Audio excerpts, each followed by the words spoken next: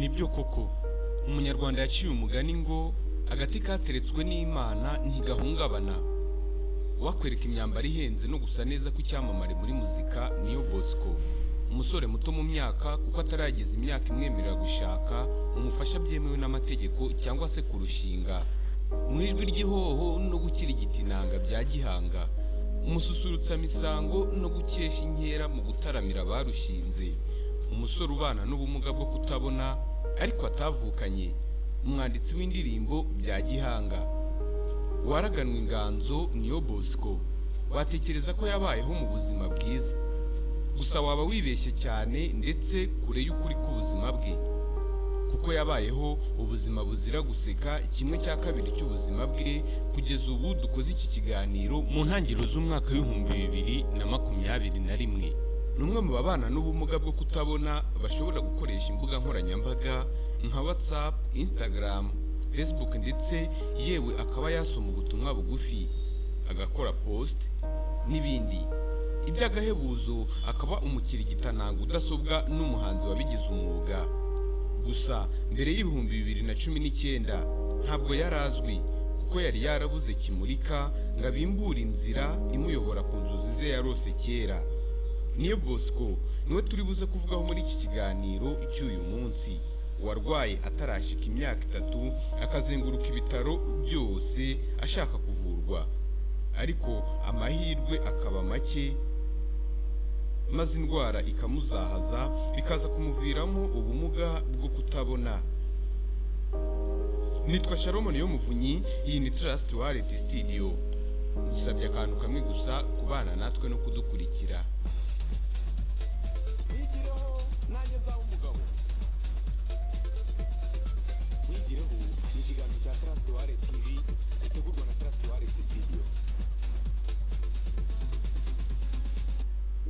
Kuvuga inkuru ya Niyo Bosco byasaba ko duhera hasi cyane akiri mutoya ari uruhinja. Ubusanzwe Niyo Bosco yavutse neza nk'abandi bana kandi ari muzima. Nyuma hagati y'imyaka 2 n'imyaka 3 Niyo Bosco yarwaye indwara yaketswe ko ari malaria, ajyanwa mu bitaro. Nyuma rero kubera umuriro mwinshi yari afite, yagize ikibazo cy'amaraso make maze avanwa aho yari yajyanwe kuvurizwa, yoherezwa mu bitaro bya Gahini. Nyuma ageze mu bitaro bya Gahini, groupe sange cyangwa se groupe y'amaraso yarabuze kugira ngo bongerere urwo ruhinja amaraso, ahubwo yoherezwa ku bitaro bya Rwamagana. Ako kanya gusubira imuhira byahise byanga, ahubwo uwo mwana ukiri muto twakwita igitambambuga amarana n'umubyeyi we ukwezi kose n'ibyumweru 3 mu bitaro. Habaye kwa gatanu mu mwaka w'2003 umuryango watahanye akanyamuneza, umwana areba neza kandi na malaria yarakize. Icyo gihe hari ku mugoroba wo kwa gatanu tariki 17. Burya rero ngo arimo gishigisha ntajya avura.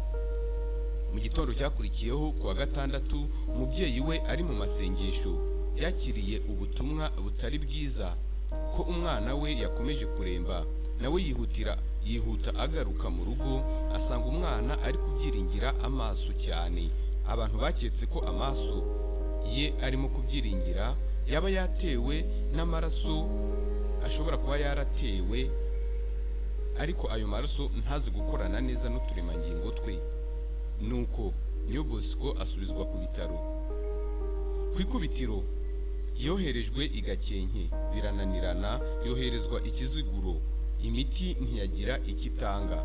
Umubyeyi we yabonye amaso y'umuhungu we arimo kurushaho kuremba kuko amaso yari yafatanye kandi ahora arira. Yegera abavuzi ba Kinyarwanda, abo twakwita abavuzi gakondo. Icyo gihe yerekeje Ikinihira ku muvuzi w'umugandi. Uyu nawe nta cyizere yigeze atanga kuko yabwiye umubyeyi we ko amaso y'umwana we yangiritse cyane atayashobora. Ubukene bwabaye imbogamizi ku mubyeyi wari umaze kuzenguruka ibitaro n'amavuriro menshi. Gusa yagerageje gutanga icyo yari afite maze yongera kwerekeza i Butare ku bitaro ngo nibura abaganga basamira umwana we yongera arebe. Bakigera i Butare, Dr. yihutiye kwandika transfer cyangwa se urupapuro rumwohereza maze yohereza uwari urwaye Neo Bosco i Kabgayi. Umurwayi yandikiwe operation cyangwa se kubagwa amaso. Ubyibuke yari muto ku myaka itarenze 3 y'ubukuru. Dr. Kwiseta Neo Bosco agiye kubagwa amaso. Muganga agipfundura amaso ya Neo Bosco yitsa imitima azenga amarira, nyuma y'akanya ati fini definitive. Amaso y'uyu mwana yarangiritse, yamaze guhuma burundu, ntabwo bishoboka yuko ashobora kongera kureba. Kuri ibyo bitaro niyo nkuru mbi. Bahamaze iminsi 3. Inkuru itari yitezwe itaha mu muryango. Neo Bosco ahita agira ubumuga bwo kutabona uko nguko na bugingo n'ubu. Umuryango ndetse na nyir'ubwite Neo Bosco bakiriye ubwo buzima butari buboroheye namba. Burya ngo umunyempano ahorana Imana. Neo Bosco utari ukibona namba yarakuze. Nyuma mu myaka 7 yatangiye kujya yiga gucuranga. Ubundi umugira neza mu gurira gitari akajya ataramira abantu mu rusisiro. Yari muto ubyibuke. Umubyeyi yashatse ishuri ry'Igatagara ngo umuhungu we yige, kwishyura amafaranga asaga 65,000 ku gihembwe. Umuryango wari waratesetse bene ako kageni. Byari ihurizo gusa hagize abagira neza b'abaterankunga baragoboka ku kwiga kwe. Yatangiriye ikibeho ariko birananirana, maze aza kuvanwa mu bagombaga guhabwa inkunga. Arataha asubira mu rugo, aricara aratuza, yibagirwa icyitwa ishuri. Nyuma y'amezi 4 gusa yari amaze, uwari wararambitse inzozi zo kwiga hasi. Kera kabaye muri 2010 ejo bundi. Umugira neza yari yaje gusenga aho Neo Bosco yasengeraga. Akimukubita amaso ati uwo mwana muzamutushyikirize tumufashe kwiga. Maze umubyeyi ahitamo ko umuhungu we w'umunyempano yakwiga i Rwamagana. Birumvikana yagombaga gutangirira hasi. Gusa kandi uyu mwana akirangiza umwaka wa mbere, Satani ntishimiye umunezero w'uyu musore w'ijwi ryiza ry'ihogoza. Icyo gihe yaratangiye kuba umusore uzi ubwenge ndetse no kuzamura impano ye yo gucuranga. Maze umwe mu banyeshuri biganaga aramukandagira. Ni ikigo cy'ababana n'ubumuga bwo kutabona. Ubyibuke Neo Bosco rero yahise agwa hasi aravunika, agira imvune ikomeye mu ivi. Iyo mvune ya Neo Bosco yamugejeje mu bitaro byitiriwe Umwami Faisal, aho yabazwe mu ivi cyangwa se akabagwa mu gice cy'ivi inshuro zigera kuri 4. Gusa kuva icyo gihe akaba agira shock cyangwa se akaba ahura n'ikibazo muri iryo vi rimwe na rimwe, anaribyo ahanini bibangamira imyigire ye, kuko kurangiza igihembwe bikurikiranye mpaka umwaka ushoje kuri we ntabwo bikunze kubaho. Muri ubwo buzima rero i Rwamagana bakomeje kumufasha kuba umwami wa gitari. Maze Neo Bosco mu ndirimbo zo kuramya no guhimbaza Imana no gukora mu mirya ya gitari, mu ijwi riranguruye ry'ihoho ihogoza udasobwa mu gukora mu murya, abazamuye ijwi ati wow, yes, alright, your name is better to me because you have me without any cost. Whenever you call my name, I'm ready to say your name is better to me. Because you love me without any cost. Whenever you call my name, I'm ready to say yeah. Your name is better to me. Murindahabi Irene amaze kubona iyi mpano y'uyu musore udasanzwe, umunyabigwi wubatse izina, ubuhanga mu muzika ndetse no mu ndimi, impuhwe, ubumuntu ndetse n'amarangamutima byaramurenze.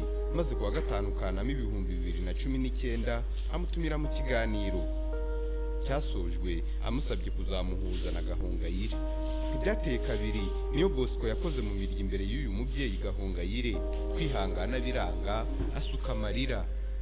Nta nubwo byigeze bitera kabiri ataratumizwa kuri televiziyo zikomeye. Ku ikubitiro Neo Bosco yatumiwe kuri televiziyo y'igihugu, ndavuga iy'igihugu cy'u Rwanda izwi nka Ahad TV, hari kuwa 9 Mutarama 2020. Hari hashize umunsi umwe gusa indirimbo ya Neo Bosco yitwa bwite imaze kujya hanze. Indirimbo yakunzwe n'abarenga 25,000 bakabigaragaza bakanda like kuri YouTube channel ye. Yewe imaze kuzuza miliyoni zisaga 1,800,000 y'abayirebye. Si ibyo gusa rero, kuko uyu muhanzi w'umuhanga yanditse indirimbo ya Vestina ndetse na Dorcas yitwa Nahawe Ijambo, imaze kurenza miliyoni 1 y'abayirebye nayo. Uyu muhanzi w'umuhanga akaba umwanditsi w'indirimbo kuri njye nakwita intwari y'umuzika w'ejo. Ashimishwa no kuba kuri ubu ngubu hari abamureberaho bakamwita role model cyangwa se umuntu bagomba kwigiraho uwabo.